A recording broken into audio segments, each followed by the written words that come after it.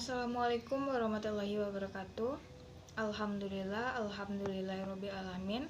Wassalatu wassalamu ala asyrofil anbiya'i wal mursalin wa ala alihi wa sahbihi rasulillahi ajmain.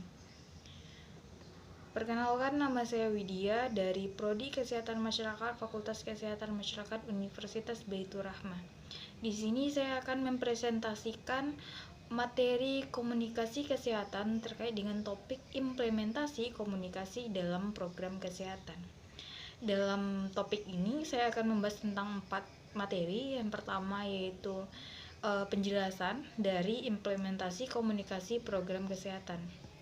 Kemudian yang kedua saya akan membahas tentang tujuan, di mana tujuan dari mengimplementasikan komunikasi dalam program kesehatan. Yang ketiga ada tahapan-tahapan dalam implementasi. Kemudian yang terakhir yaitu alasan pentingnya melakukan implementasi komunikasi program kesehatan. Baiklah, langsung saja masuk ke topik pembahasan yang pertama, yaitu tentang pengertian, yaitu apa yang dimaksud dengan implementasi komunikasi program kesehatan. Di sini ada kata implementasi komunikasi program kesehatan. Jadi yang dimaksud dengan implementasi yaitu penerapan, sedangkan komunikasi bentuk interaksi, penyampaian pesan. Lalu program kesehatan yaitu bentuk dari kebijakan atau hasil dari kebijakan yang dirancang. Jadi dapat disimpulkan bahwa implementasi komunikasi program kesehatan ini adalah penerapan dari komunikasi, yaitu bentuk interaksi antara komunikator dengan komunikan untuk menyampaikan pesan terkait dengan kesehatan, di mana program kesehatan tersebut yang diterapkan kepada masyarakat atau komunikan itu sendiri. Misalnya nih, dalam penerapan komunikasi kesehatan untuk mencegah penyakit osteoporosis pada masyarakat, dia dapat dilakukan dengan menggunakan metode penyuluhan dengan video presentasi, di mana dibuat video presentasi semenarik mungkin sehingga para komunikan tertarik dan betah untuk mendengarkan video itu sampai akhir. Kemudian tujuan dari pembahasan yang kedua itu tujuan dari implementasi komunikasi program kesehatan. Di sini tujuannya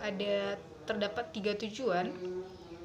Yang pertama yaitu tentang menyebarluaskan informasi tentang kesehatan.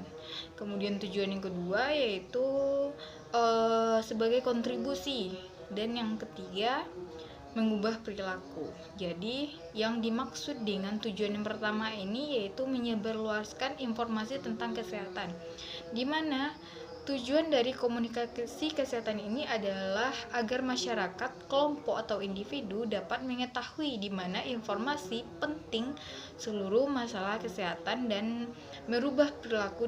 Berarti dari informasi yang didapat diharapkan bahwa komunikan ini menjadi tahu dan mau merubah perilakunya agar sesuai dengan perilaku kesehatan. Kemudian contohnya seperti masyarakat menjadi tahu akan informasi terkait dengan penyakit stunting yang sedang berjangkit dan cara mencegah supaya individu yang sehat tetap sehat dan yang sakit cepat sehat dengan informasi tersebut. Kemudian tujuan yang kedua yaitu komunikasi kesehatan sebagai kontribusi dalam program kesehatan. Jadi yaitu kontribusi di sini dimaksudkan yaitu implementasi dari komunikasi dalam program tersebut memberikan kontribusi atau efek dalam upaya penyampaian komunikasi kepada masyarakat yang disampaikan komunikator untuk menekan laju pertumbuhan penyakit. Misalnya, komunikan atau masyarakat menjadi mampu dalam melakukan program kesehatan dengan atau tanpa adanya komunikan atau kader nih dalam masyarakat. Setelah diberikan penyuluhan dan pengetahuan, mereka mampu mengimplementasikannya pada diri mereka sendiri. Dan kemudian tujuan yang terakhir nih, mengubah perilaku kesehatan. Jadi mengubah perilaku kesehatan ini seperti contohnya individu yang tidak taat aturan dalam memperhatikan sampah sekarang menjadi individu yang membuang sampah pada tempatnya. Merubah perilaku di sini maksudnya yaitu individu menjadi sasaran agar mengarah pada individu yang memiliki perilaku yang kondusif sehingga memungkinkan terjadinya peningkatan status kesehatan sebagai dampak atau efek dari program kesehatan tersebut. Kemudian pembahasan yang ketiga yaitu terkait dengan tahapan-tahapan dalam implementasi komunikasi program kesehatan. Tahapan itu tersendiri terdiri dari beberapa tahapan. Yang pertama yaitu tahapan persiapan atau tahap prainteraksi, di mana pada tahap ini yaitu masa persiapan sebelum berinteraksi dengan masyarakat. Seperti contohnya mengidentifikasi masalah yang sedang dihadapi komunikan. Kemudian tahap yang kedua yaitu tahapan perkenalan atau orientasi, di mana orientasi ini yaitu perkenalan ketika komunikator bertemu dengan komunikan, seperti melakukan pendekatan terlebih dahulu kepada komunikan sebelum mengimplementasikan program kesehatan yang akan disampaikan pada lingkungan tersebut. Kemudian tahapan yang ketiga yaitu tahapan kerja, di mana pada tahapan ini yaitu merupakan inti dari keseluruhan proses komunikasi.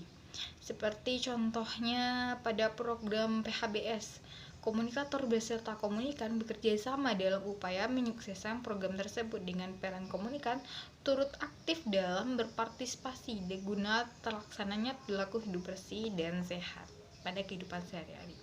Dan pada tahap yang terakhir yaitu tahap terminasi, di mana ini merupakan tahap akhir pertemuan antara komunikator dengan komunikan setelah program kesehatan dilaksanakan pada daerah atau lingkungan komunikan tersebut. Misalnya nih, setelah program terlaksana dengan lancar, misalnya perpisahan antara komunikator dengan komunikan.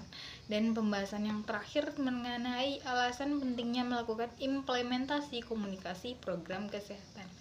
Jadi pentingnya melakukan implementasi komunikasi program kesehatan di sini yaitu agar komunikan dapat sadar atau meningkatkan kesadaran komunikan terhadap isu-isu kesehatan, di mana komunikasi kesehatan meningkatkan kesadaran individu terkait dengan isu-isu kesehatan, masalah kesehatan, risiko kesehatan, serta solusi dalam menangani masalah kesehatan tersebut. Jadi, peningkatan kesadaran individu akan hal-hal tersebut ini berdampak pada keluarga serta lingkungan komunitas individu. Seperti contohnya, bila dalam satu keluarga ada anggota keluarga yang menderita sakit diabetes atau jadi isu kesehatan dan masalah kesehatannya adalah diabetes. Jadi sebagai seorang penderita, ia harus memperhatikan dengan baik asupan makanan sehari-harinya. Baiklah, sekian pemaparan materi dari saya.